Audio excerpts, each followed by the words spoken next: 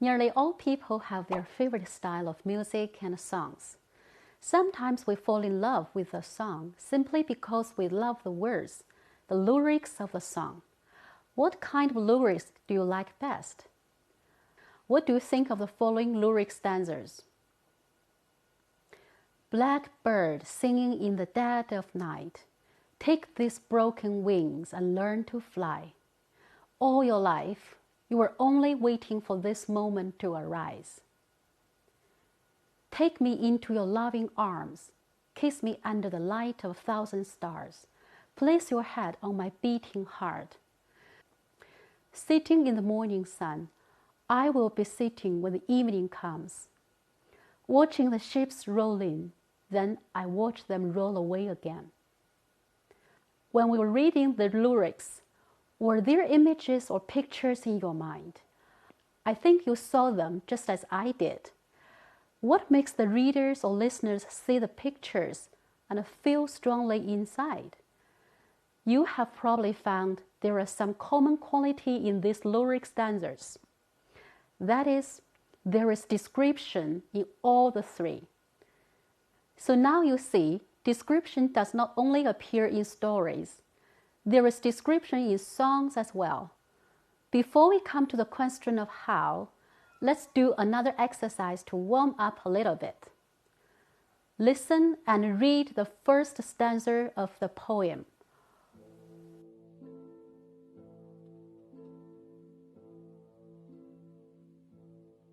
She walks in beauty like the night, of cloudless climes and starry skies, and all that's best of dark and bright meet in her aspect and her eyes, thus mellowed to that tender light which heaven to gaudy day denies.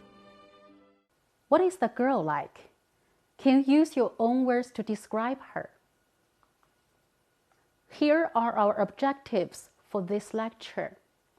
To understand what descriptive writing is, to know what makes descriptive writings good ones. As usual, we try to achieve these objectives by doing some tasks. Task 1. Describe your mother or a person whom you know well. When you describe a person, usually you describe his or her appearance, personalities, mannerism, or emotions, etc. Of course, a writer usually combines narration with description to let the reader know what kind of person the character is. That is to say, the writer tells what the person did or does, and descriptions are usually mingled in the narration. We should also know we cannot write down all aspects about the person. We should keep the controlling idea in mind and focus on one or two perspectives of the person. Task 2. Describe the most delicious food you've ever eaten. When you describe food, you also think about the different aspects of the food. What makes you miss the food so much? It can be its color, smell, taste, texture, etc., or the combination of these factors. Think of a logical order of your description. Here there is an easy exercise to help you get more ideas about how you can make your food description yummy. Compare the following writings and decide which one is better. Tell why you think so. I think nobody would choose A because, simply speaking, as a reader, we do not feel a thing after reading the sentences. The previous two tasks are just two examples of descriptive writing assignments. Actually, you do not just describe the people or food. A descriptive essay is a genre of essay that asks the students to describe something: object, person, place, experience, emotion, situation, etc. This genre encourages the student's ability to create a written account of a particular experience. What is more, This genre allows for a great deal of artistic freedom, the goal of which is to paint an image that is vivid and moving in the mind of the reader. Let me quote from the Purdue Owl. One might benefit from keeping in mind this simple maxim. If the reader is unable to clearly form an impression of the thing that you are describing, try again.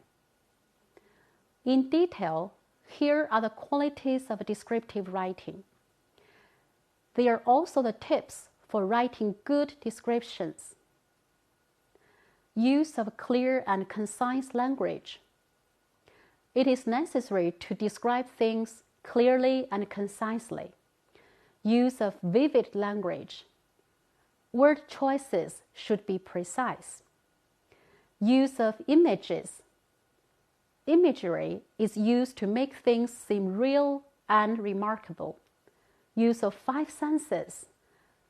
The use of five senses creates the imagery or a mental picture for readers. Use of emotion words. Describe emotions or feelings related to our topic. When we describe a place, we usually need to follow a certain order and make use of phrases that show location relationships. Here are some location phrases for your reference.